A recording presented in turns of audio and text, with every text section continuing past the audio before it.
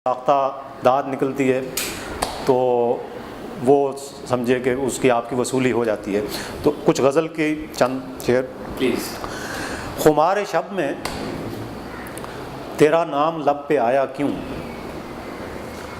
खुमार शब में तेरा नाम लब पे आया क्यों, नशे में और भी थे मैं ही लड़खड़ाया क्यों।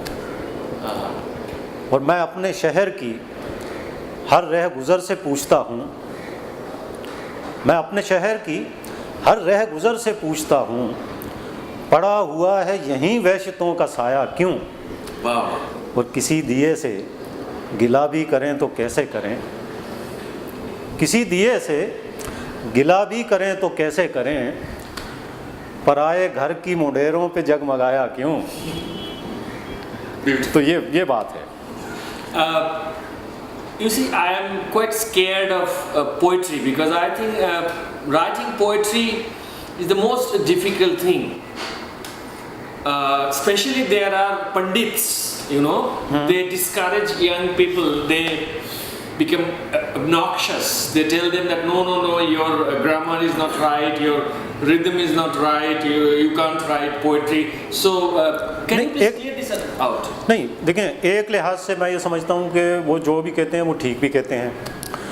वो अगर डिस्करेज नहीं करेंगे तो आप कोई चीज़ किसी भी फील्ड में हैं और उसमें आप परफेक्ट नहीं हैं अभी, चूँकि आपकी इब्तिदा है और इब्तिदा में आप गलतियाँ करते हैं, तो अगर आपको डांटा नहीं जाएगा, आपको पॉइंट आउट नहीं किया जाएगा, तो आप उसी गलती को सही समझते रहेंगे और आखिर तक वो गलती करते रहेंगे, तो आपके अंदर वो परफेक्शन नहीं पैदा होगी।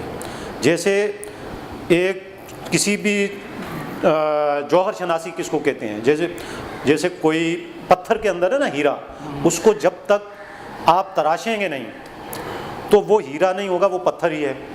But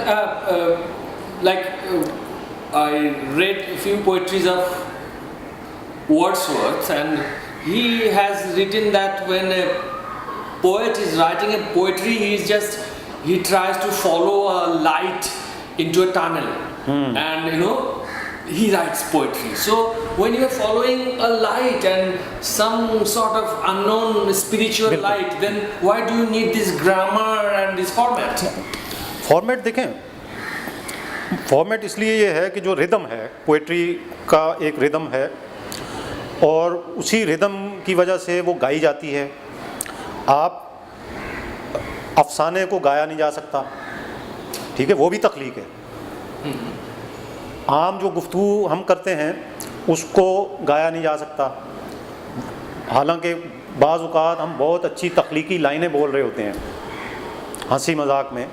जैसे हम कभी बैठे करते हैं ना कि यार इशारा लिख लेते हैं हम कि यार ये तो बड़ा अच्छा, ये तो नज़्म का हिस्सा बन सकता है ये लाइन। Another poetry, please. हाँ, एक नज़्म सुनाता हूँ आपको। हवा चल रही है, हवा साहिलों की तरफ चल रही है, समंदर की लहरों पे उड़ते परिंदे कहाँ जा रहे हैं। आप तो समंदर के आदमी समझते हैं। Yes. हवा चल रही है, हवा साहिलों की तरफ चल रही है, समंदर की लहरों पे उड़ते परिंदे कहाँ जा रहे हैं। हम अपनी उड़ानें अगर याद रखते, अच्छा मेरी हमेशा से ये ख्वाहिश रही है बचपन से। When I was a little kid, तो मैं परिंदों को देखता था उड़ते हुए, और हमारा जो विलेज था ना, नेटिव विलेज, गांव छोटा सा, वो एक वैली में था, इर्द गिर्द पहाड़ थे। तो ऊपर से जब एरोप्लेन जाता था तो एरोप्लेन बहुत छोटा सा लगता था, इतना सा। तो मैं ये समझता था अपने ख्याल के मुताबिक, मैं कहता था ये इतना ही होता है एरोप्लेन, और ये जाता है और ये ऊपर पहाड़ के ऊपर कहीं स्टे करता है ना।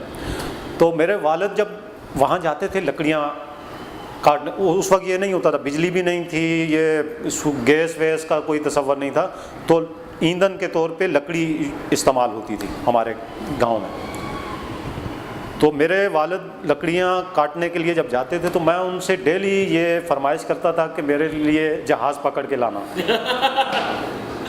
Beautiful. और मेरे अंदर ये भी ख्वाहिश होती थी कि जब ये परिंदे उड़ सकते हैं तो मैं क्यों नहीं उड़ सकता। Fantastic.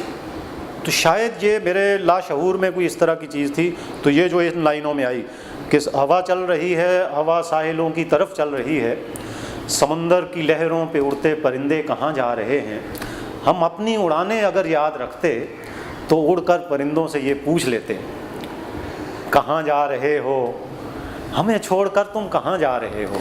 But here I have another question, or you can help me out to solve this riddle. That I think those pilots, those air crews, they are also like poets.